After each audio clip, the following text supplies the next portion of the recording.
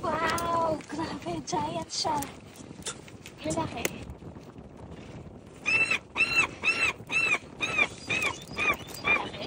Wow, lalaki. Good morning, guys. So this is our second day here in Sydney Pier. So, syempre, adik tayo sa crabbing. Magka-crabbing ulit tayo, okay? So, hopefully, makarami po tayo today. At syempre, may pamain na naman tayong chicken. O, diba? Social ang mga crab dito. Hindi pa sila nag-chicken today.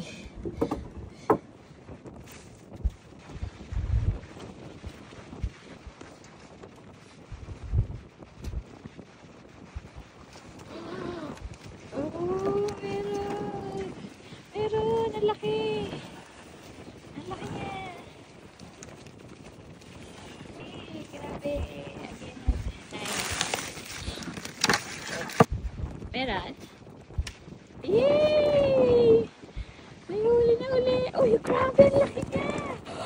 Wow! Grabe. Giant siya. Lalaki. Big.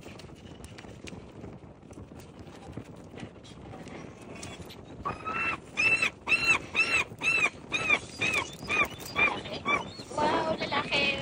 Swerte talaga.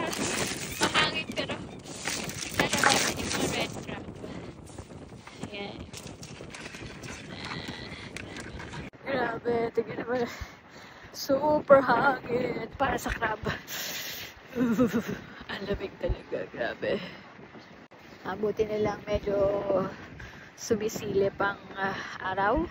So, nakakadagdag ng init konti sa pakiramdam.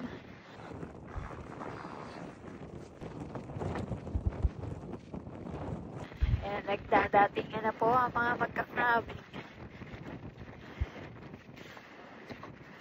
Mahirap po yung pag sobrang mapagod. Tanggalin sa natin. Or then sobra pa. Okay. Yay!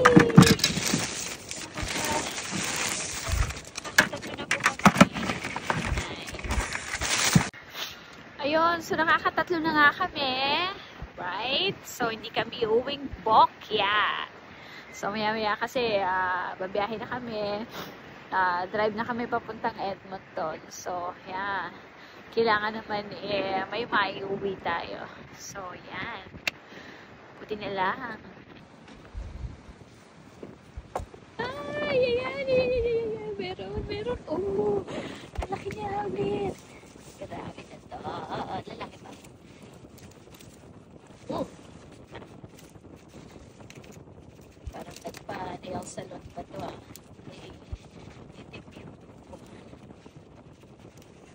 Imagine niyo kung masipit ka ng ganyang kalaking sipit to. Yan.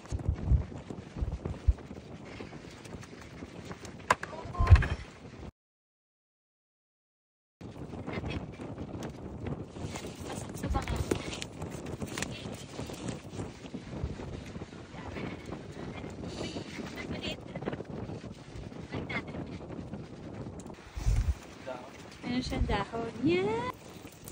Go!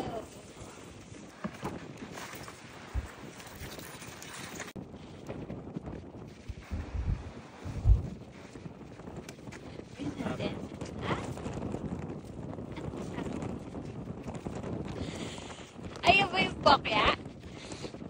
Ngayon, first time itong net na ito makakakuha. So, kanina pa ito ginagamit pero walang ayan. Grabe talaga mga red crab na yun, ha? Furnace.